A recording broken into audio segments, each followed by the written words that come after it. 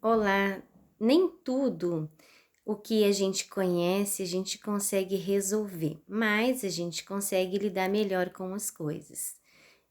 Este mês de setembro teve uma mentoria muito interessante sobre narcisismo.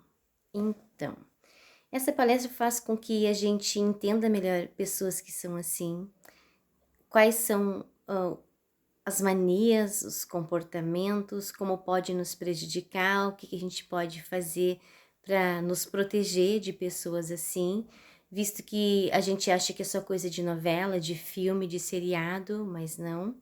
Muitas vezes nós temos chefes assim, temos pai, mãe, irmãos, pessoas, amizades, pessoas que nos rodeiam em geral que são assim.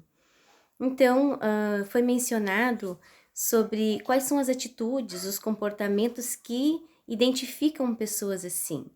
E algo também interessante que elas não costumam mudar. Por quê? Porque elas se acham superiores às outras, acham que todas as outras deviam ser igual elas.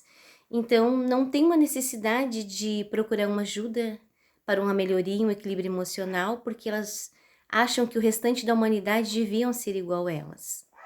Algumas das características eu vou mencionar aqui.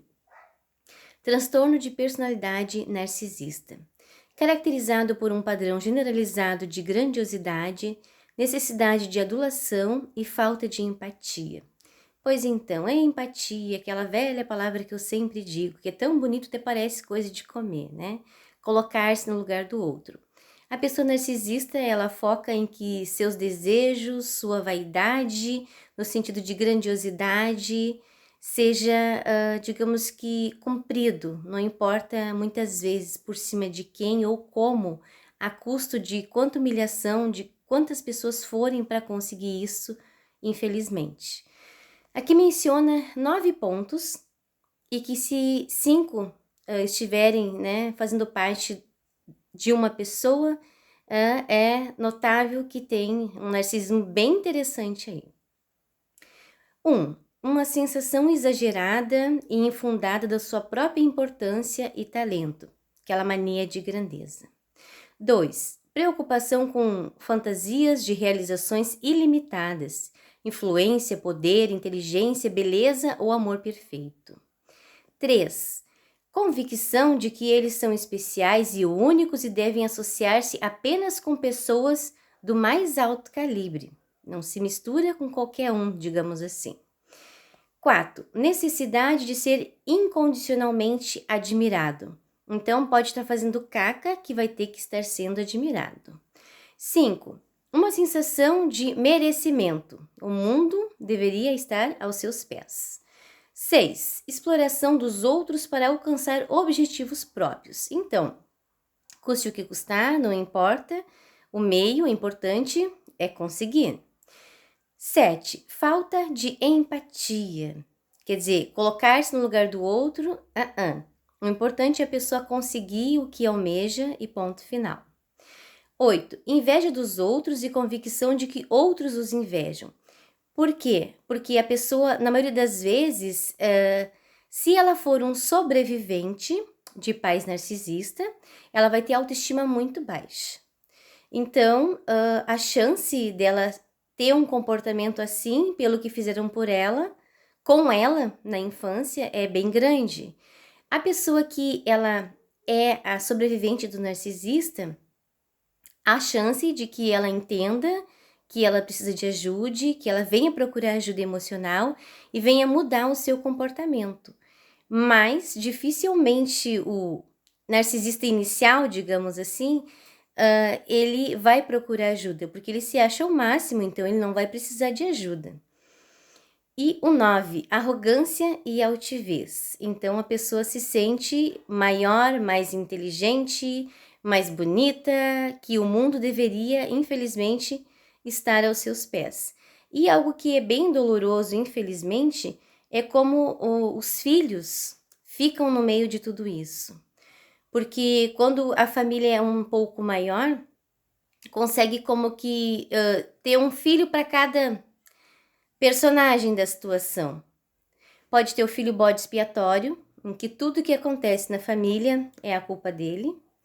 O filho dourado, que não importa o que o filho faça, qualquer porcaria, mas aquele pai, como que, ou mãe, idolatra aquele filho, né?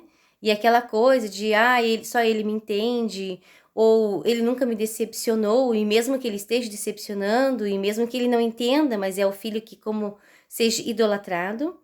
O filho incapaz, que o pai e a mãe acabam como que tornando ele incapaz, porque se o filho arruma um emprego que no conceito desse narcisista não é tão bom assim, ele vai dizer, para que tu quer este emprego? Afinal, esse emprego horrível, tu tem pai ou tu tem mãe para te sustentar, tu não precisa disso.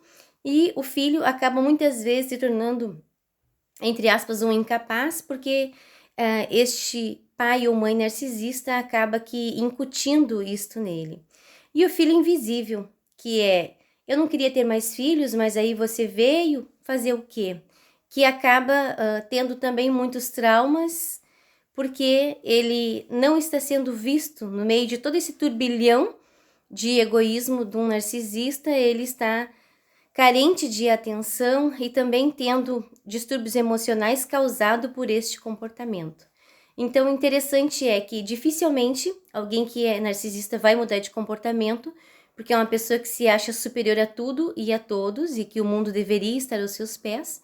Mas as pessoas que são sobreviventes, que convivem próximo ao narcisista, não tendo como escolher, às vezes, conviver longe, porque quanto mais próximo, mais machucadas as pessoas são na convivência, mais traumatizadas, infelizmente, acabam tendo a escolha de se tratarem, de aprenderem a lidar com isso, conseguir se ver livre desses traumas tão marcantes, e muitas vezes, se eles são traumatizados a ponto de entrarem num ciclo de repetição e também terem esse desvio de comportamento, podem receber ajuda e conseguir mudar, quebrar esse ciclo e mudar este padrão.